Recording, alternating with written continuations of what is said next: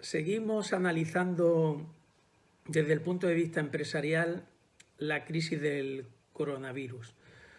Hoy le llamaremos a este pequeño speech el Ministerio del Tiempo.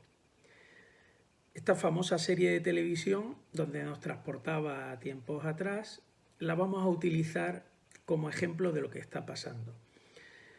Y necesitaríamos un Ministerio del Tiempo tanto para los empresarios como para el buen gobierno. En este caso, hablaríamos desde el punto de vista empresarial de liderazgo. ¿Y qué haría un buen líder empresarial?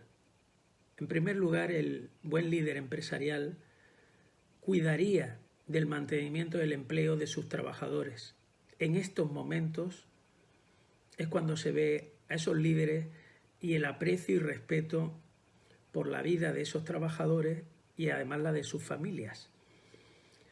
Son la fuente de productividad y además la del éxito que han tenido hasta hace unos días, previos a la pandemia. Las empresas iban bien, el PIB iba bien y España era un país fuerte y competitivo. Por tanto, hay que mantener el empleo y además desde un punto de vista egoísta. Estos trabajadores han sido la fuente de la productividad y de los beneficios que han generado las empresas. Por tanto, cuidemos a los trabajadores, mantengamos el empleo y en caso de que algunas actividades, como las del sector de la hostelería, grandes almacenes, los hoteles, etcétera, hayan tenido que cerrar sus puertas, solo en estos casos sería recomendable un expediente de regulación temporal de empleo, un ERTE. ¿Qué hacen también los buenos empresarios y líderes en estos tiempos? Analizan las crisis. No convocan reuniones precipitadas a sus órganos directivos, a sus trabajadores, sin en realidad tener nada que contar, nada que decir, no han analizado los temas en profundidad y les aboca a ellas su propio miedo.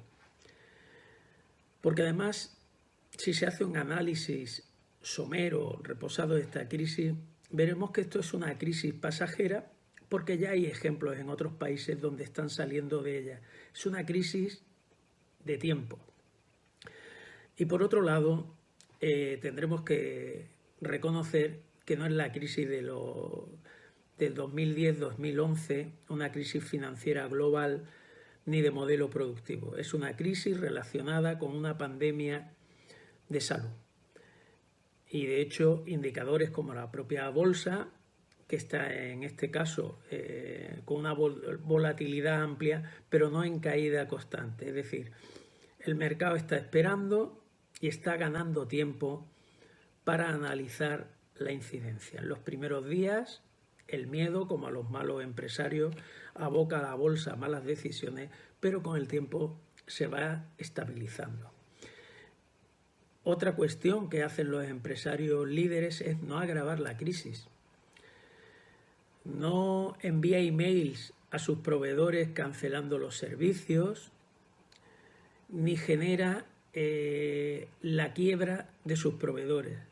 Los trata amablemente, los llama, llega a acuerdos para pagar parte de la deuda, aplazar el resto y mantiene con ellos la lealtad y la amistad empresarial debida en estos tiempos. El que no aplica estas medidas es el que posteriormente le veremos otra vez en concurso de acreedores, liquidando las empresas anticipadamente y yendo definitivamente a la crisis. Y también tenemos que hablar en este Ministerio del Tiempo del ministro y el presidente del gobierno líder. En primer lugar, tiene que tomar una medida dura, confinar al máximo de población. Esa población en España lo está haciendo de una forma admirable, como casi siempre reacciona el pueblo español. Pero sus dirigentes requieren la misma finura y entereza para acompañar estas medidas. Y la principal medida no es la de lanzar cada día un mensaje en televisión ni un decreto. La medida es tan sencilla como, ante el confinamiento de la población, que tiene que trabajar en unas condiciones difíciles, aunque haga teletrabajo, no tienen acceso a la documentación, no pueden preparar expedientes, etcétera, sería muy sencillo condonar las deudas con las administraciones públicas que se produzcan en el entorno de 3 meses. Simplemente. Eso ya genera liquidez, porque la parte que no tienes que pagar la mantienes en el banco. Por tanto, es un mecanismo automático. Y posteriormente, un aplazamiento del pago de obligaciones de todo tipo con la administración, en principio, hasta que transcurrieran 6 meses.